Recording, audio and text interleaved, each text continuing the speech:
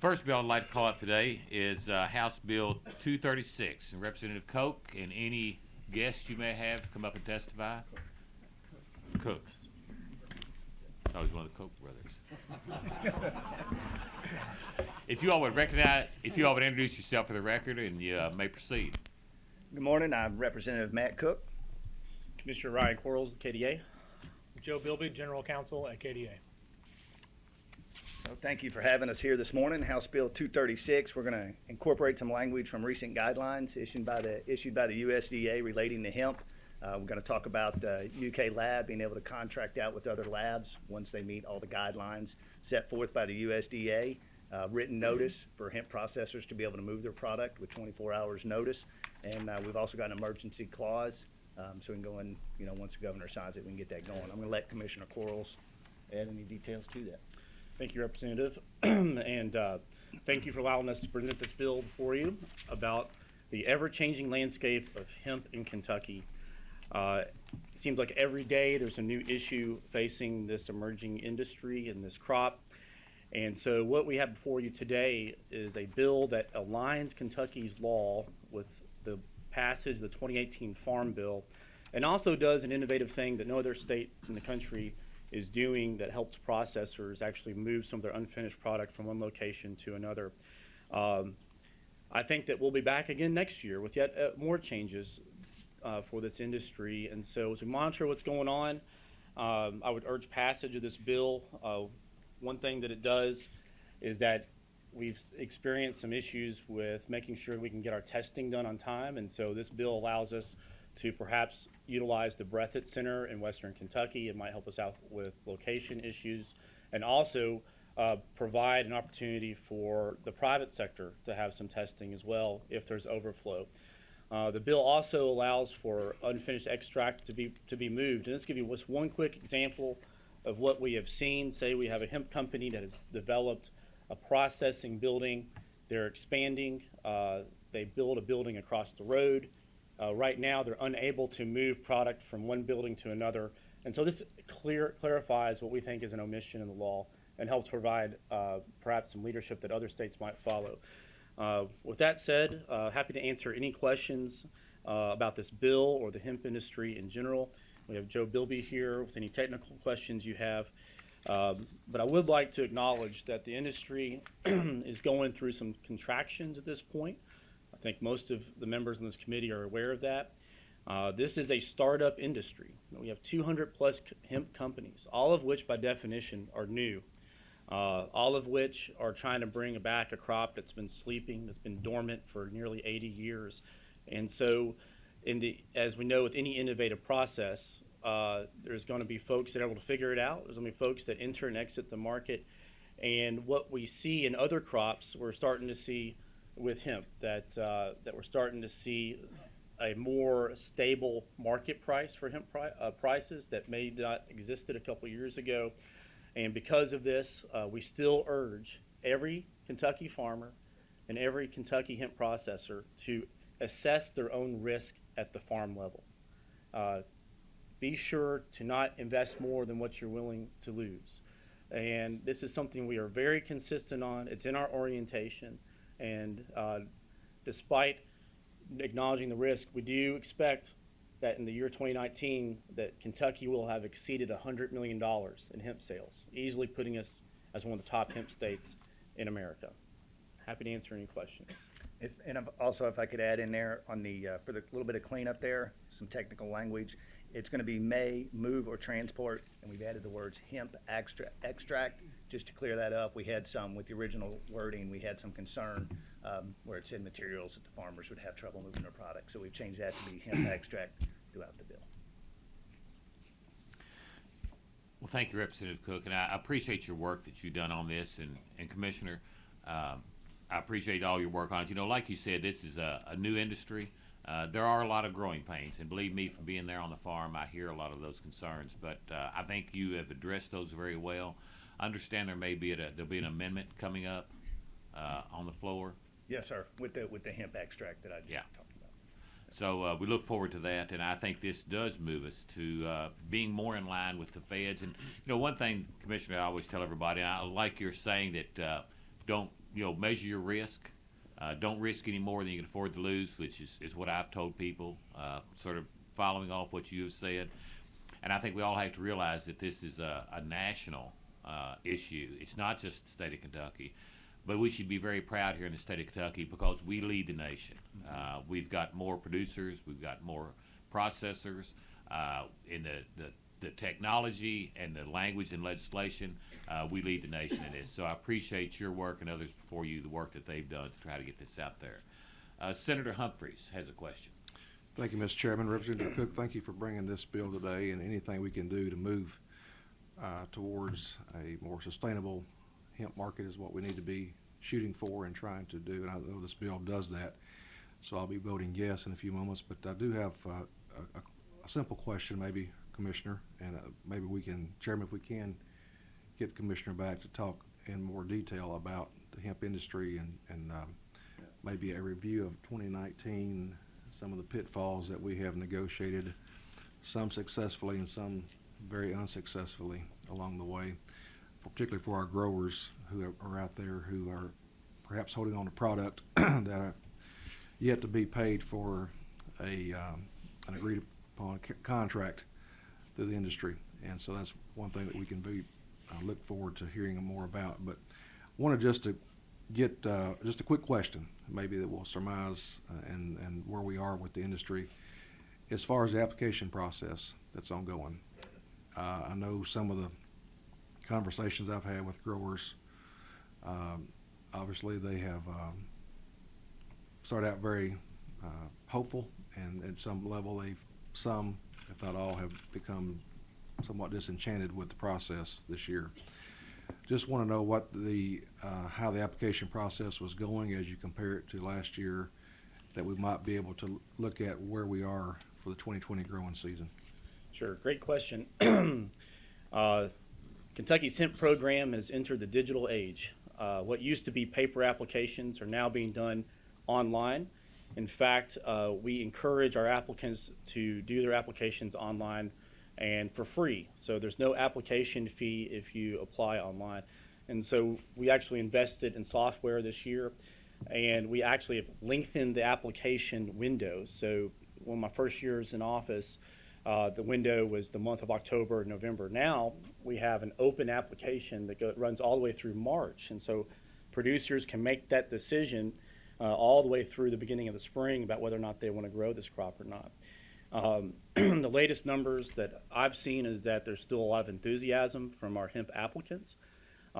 Last year we had just shy of 1,000 producers grow this crop.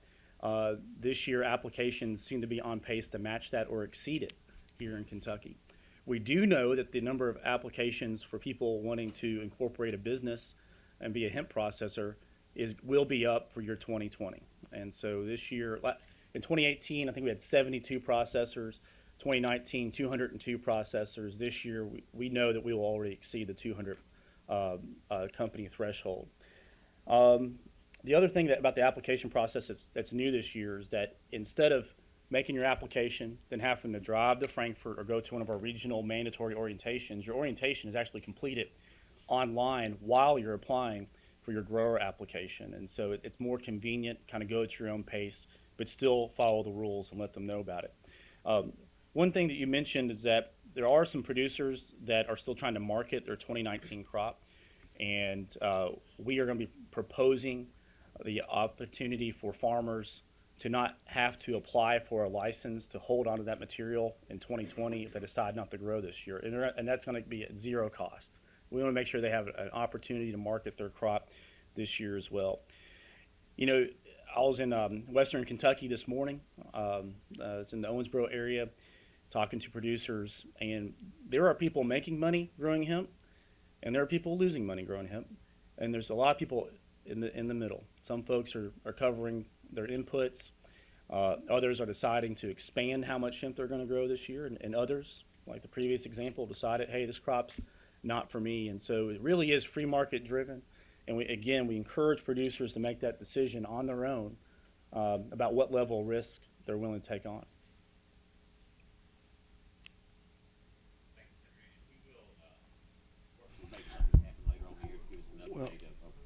Thank of you, where Mr. we're at on hemp. Thank you, Mr. Chair. I just think it would be time well spent to go back and have some a more thorough time spent with the commissioner on this emerging market. And just to let you know, Senator, we're currently receiving data from our 2019 production year, so we'll probably have some economic data to share with you perhaps as soon as March. We'll be happy to release the economic data about what we accomplished last year. Okay, thank you. Senator Givens.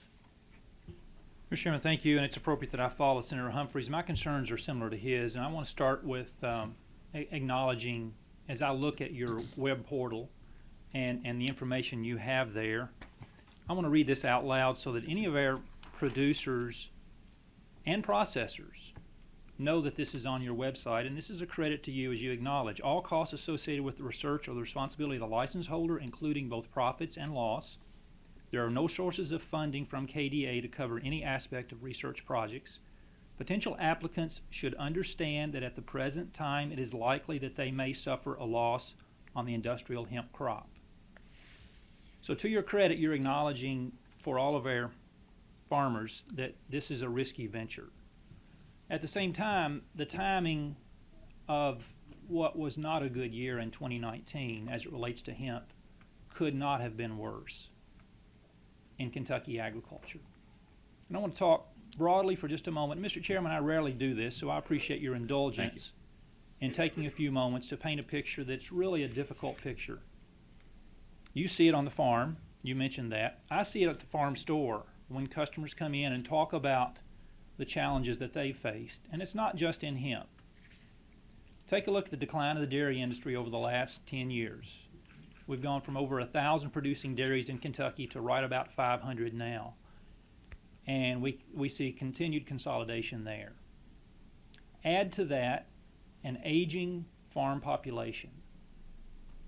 The abilities of our farmers to transition a family-owned business or a corporate farm enterprise to a younger farmer is so very, very challenging.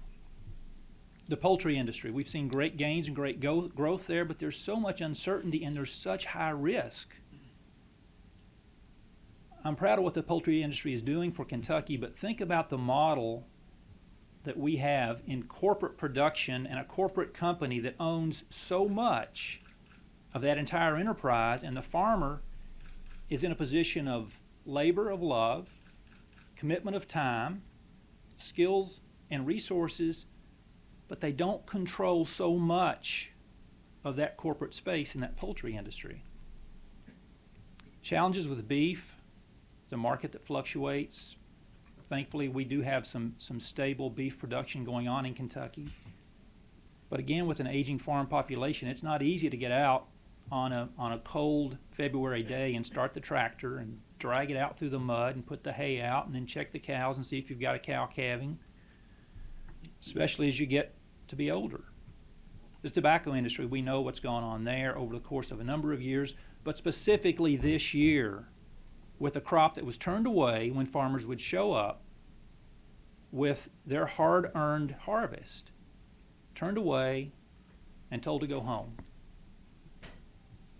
Grain industry, we see opportunities there, but again, it's an economy of scales operation. And so as hemp burst on the horizon in this space that really fit pretty nicely with our tobacco production model, small acreage, relatively small scale, easy entry, the promise of lots and lots and lots and lots of money. Come on, grow it. Come on, you can grow it. Come on, you can grow it. We'll teach you how. It's easy. Got a great market out here for it. No problems. Yeah, here's a contract. Take the contract. We promise. We promise.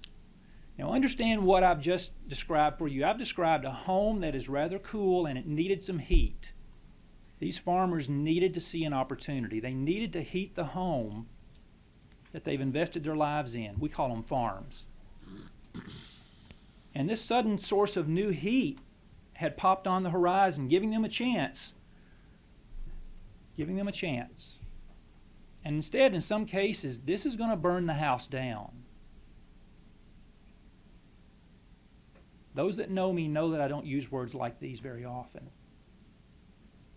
I'm behind the farm store counter with farmers coming in telling me they can't pay for their inputs for last year because they can't sell their hemp crop.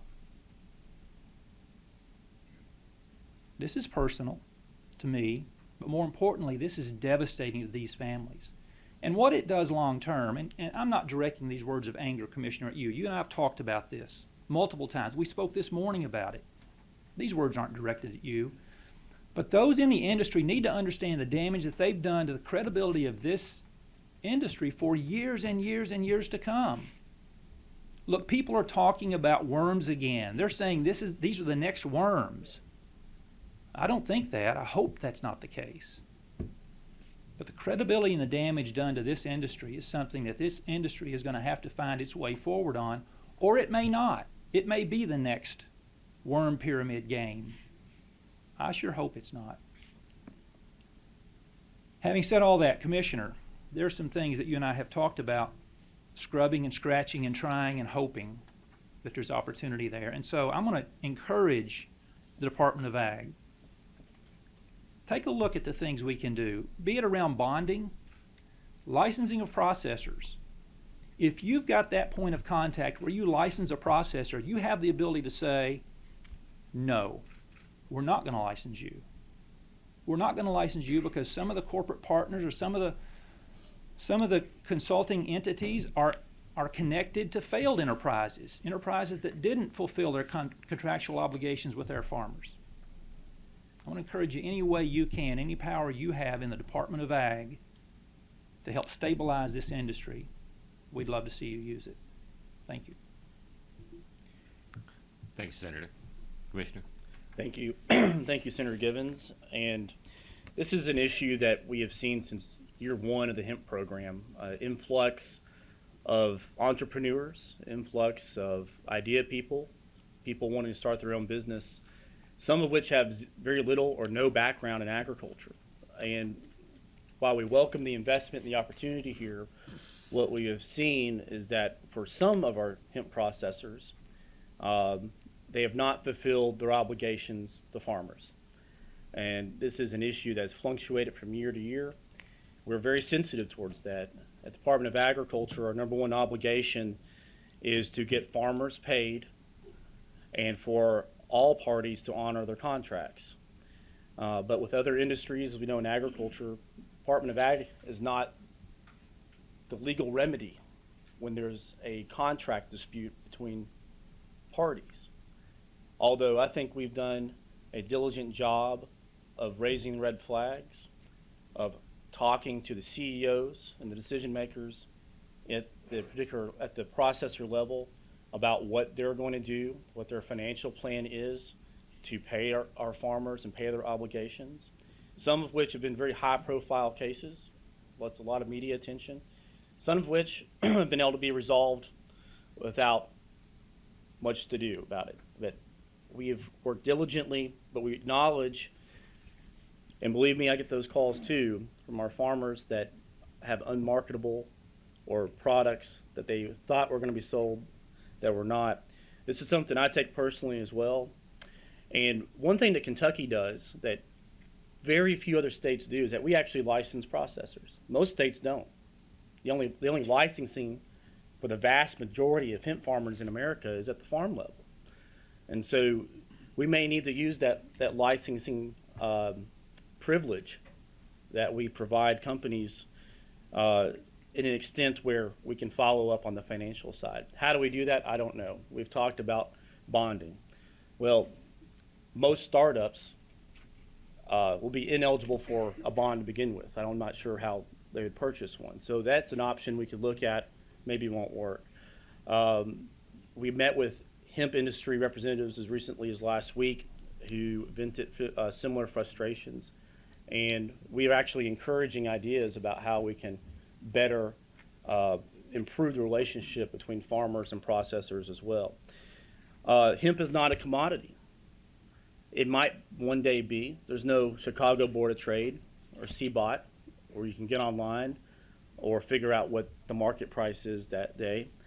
We do know that on the floral material, it does deteriorate in quality over time, and so it's a borderline between a storable crop and a perishable crop, which makes it even more complex when there's a temporal issue with marketing the crop. And of course, some of our hemp producers have chosen the court systems as their remedy with contract disputes, which we actually say, if you believe that you've been wronged, then you have the right and option to do this. But in every single speech and statement that we have, we talk about the risk. And right now it seems that your success as a farmer raising hemp is tied to your processor's success. And so as the market matures, we hope that things become more stable. We work with our processors, and I call them personally if we hear about obligations not being met, but I'm happy to entertain whatever options are available to perhaps improve the situation on the licensing end. Thank you. Senator Gibbons. Brief follow-up, Mr. Chairman. Commissioner, thank you for that. The group has indicated a desire to have you come back sometime potentially in the interim or later in the session with an update on the hemp industry as a whole, and I'm going to ask an even more specific ask within that. When you come back to give us an update, I think you've acknowledged, I've indicated you've acknowledged in this conversation and in others, that processor licensing point of contact, you just said it a moment ago, is a unique thing in Kentucky. Yeah.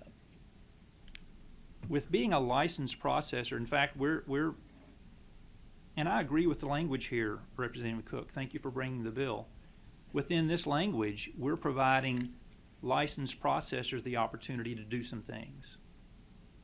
So licensing is a privilege. You're privileged to apply, you're privileged to receive. When you come back to us, bring us something you feel can help us stabilize this industry, knowing that processors have to have this license to be able to do the work they do in Kentucky. It's a privilege that we grant it to them to do this. We can put strings on this. Thank you. Thank you, Chairman. Thank you, Senator. Senator Castleton. You know, in the world of business, we talk about supply and demand drive all markets. And to kind of touch on what Senator Gibbons said, you talked about being in Owensboro this week, and we have a lot of hemp growers in Davis County, and a particular processor in our community that didn't hold their end on contracts.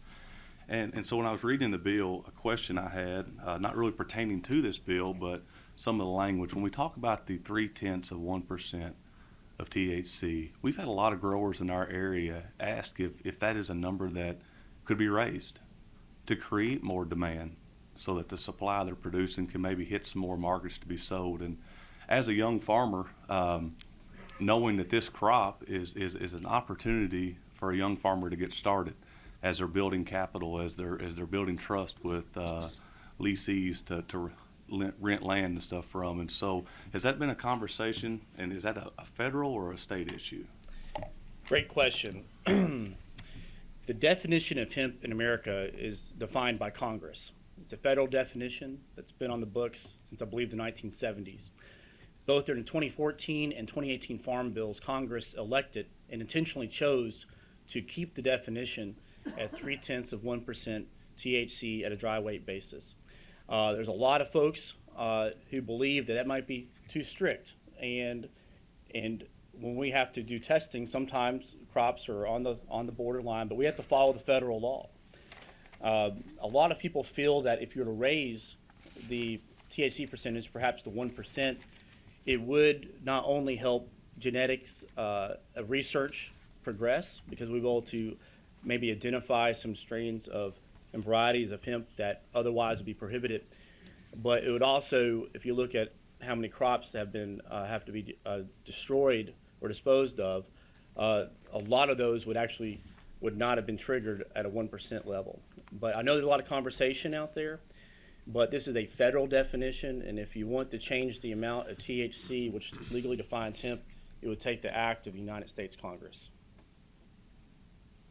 Just to follow up too, you kind of hit the nail on the head as we refine the varieties in our seed, and as genetic research is starting to take place to where we can get the genetics in these seeds, to where we can hold that level, because that's one thing in our area that you hear a lot of farmers talking about is, they planted the plants, they had the variety they were told to work, and, Mother Nature did its thing, and the THC is too high and they're having to destroy their crops. So I hope maybe you can lean on our federal delegation and see if that's the will. Thank you. Thank you. Senator West. Thank you, Mr. Chairman, and I apologize in advance if this question's already been answered. I had to come in a little late. I've had a lot of complaints in my district having to do with the THC levels in the field. And I know this is controlled by federal statute primarily, or regulation. Is there any talk that you've heard of as far as doing that test maybe at the processor level as opposed to the field level? Because if it's hot, if it's too much THC in the field, once it gets to the processor, that processor can cut it and get it down to any level they want to, and then it goes out the door at the processor level. Would that be a better place to test that rather than the field? And what are you hearing on that issue? There really haven't been many discussions I'm aware of to move the testing at the point of entry at the processor level rather than at the farm level. I know nationally that it's done at the farm level, because otherwise you don't know what's in the field unless it's tested and collected right there visually by a third-party entity. In our case, it's KDA employees. I think this goes back to the general frustration that sometimes crops that are on the bubble may test hot, and then a retest is done later, which is an option that Kentucky allows our producers to do for one more year. And sometimes that test, all tests have variance in it, by the way. There's never going to be a perfect test, are then later cleared in a retest. And that's one reason why we chose to elect a pilot status for year 2020. And by the way, this will be the last year. This will be the last year that Kentucky is allowed to do this. Next year, all states that choose to grow hemp will have to go underneath USDA guidelines, which are still being worked on as we speak. But Joe, have you heard of any conversations about moving it to the processor level testing? No, Commissioner, I've not. And I think that the reason why USDA would be unlikely to embrace that concept is that they're trying to create a legal framework that has at least some traceability in it. And if you don't test the harvest until it's already been cut, removed from the field, ground up, and shipped to a processor, my guess is that those federal agencies would say, how do we know that what you're telling us is tested is the same stuff that you grew in those fields? So they've embraced a model which is still in flux, as the commissioner noted. They're trying to fine-tune that interim final rule they came up with, but they've embraced the idea that you got to test what's in the field because that's the only way you know that the two things are the same thing. But it's a conversation we'd certainly be open to. If there are people in Kentucky that would like to speak to the commissioner or his staff about alternative models, we're certainly open to those conversations. A follow-up question, Mr. Chairman. Thank you. Go ahead. So I thought that's what you would say. So what for clarity, the main reason we do it this way, especially at the federal level, is to watch out for illegal marijuana and keep an eye on that and make sure that that's in check. Is that a fair statement? Is that the main reason? That's how we understand it, sir. Yes. Okay, and what you're telling me is you don't see that changing anytime soon. I think it would take a serious rethinking of the model that the feds have embraced. To their credit, they have shown a willingness to entertain criticisms and suggestions for doing things differently. And I think that I don't want to undersell them in their willingness to engage with not just us here in Kentucky, but our counterparts in dozens of other states as well. Thank you. Thank you. Any other? Senator Thayer. Thank you, Mr. Chairman, Commissioner, Representative Cook. Joe, good to see you here today. As one of the original co-sponsors of Chairman Hornback's SB 50 from 7 years ago, and the primary sponsor of the first hemp cleanup bill to start getting us in line with federal regulations, this is not a surprising step, and I'm not surprised to hear that there will be continuing steps. When we passed this bill, we didn't promise a panacea for those who were getting involved in growing and processing it. Kind of reminds me of that old country song, I never promised you a rose garden. All the millennials are like, I've never heard that song. Everybody else, you're going to sing it in your head the rest of the day. But these farmers who are getting into the business they're entrepreneurs who are taking risk, and with you have to evaluate the risk and the reward, and just like any entrepreneur starting a new business, a lot of new businesses don't make it. So I appreciate your efforts to continue as a regulatory agency, but it's not your job to guarantee anyone's success in any marketplace whatsoever. And I understand sometimes people want you to come to the rescue, but that's not within the statutes of your power, and nor do I think the legislature would ever want to grant you or any agency that. It's your job to work with them within the parameters, and as you've mentioned, there are federal laws and guidelines that govern this. So I appreciate your hard work. You've been before this committee in the interim, updating the committee, preparing us for this bill, which is why it was the first bill, I think, to pass the House, and first bill we're taking up in Senate Ag today. And I noted it has an emergency clause, which tells me that you feel like it's important for those involved in this industry to move fast. So I think it's an effort that those involved in the industry should be grateful to you for. And if it's in order, Mr. Chairman, I'd like to go ahead and make a motion that House Bill 236 be reported favorably. Motion same shall pass.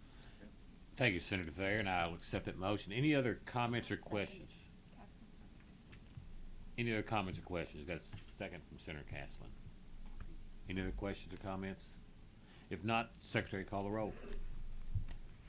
Senator Carpenter. Senator Carroll. Senator Caslin. Senator Givens. Senator Humphreys. Senator Mills. Senator Parrott. Senator Thayer. Senator Webb. Senator West. Senator Westerfield. And Chairman Hornback. Passes. Representative Cook, your bill passes with favorable expression. Look forward to seeing you on the Senate floor. Thank you all very much. Have a good Thank day. you. Thank you, Commissioner. Thank you.